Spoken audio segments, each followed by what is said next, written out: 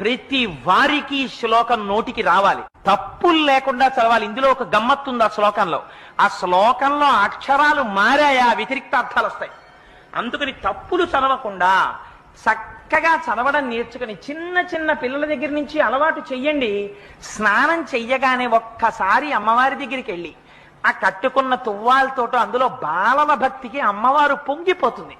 కూర్చుని అమ్మా శరజ్యోత్స్నా శుద్ధాం శశియుత జటాజూటమకుటాం వరత్రా సత్రాన స్ఫటిక ఘుటికా పుస్తకరాం సకృన్నత్వా నత్వా కథమివ సతాం సన్నిదదతే మధుక్షీరద్రాక్షా మధురి మధురీణా ఫణితయః అని రోజు అది చదవడం నేర్పండి.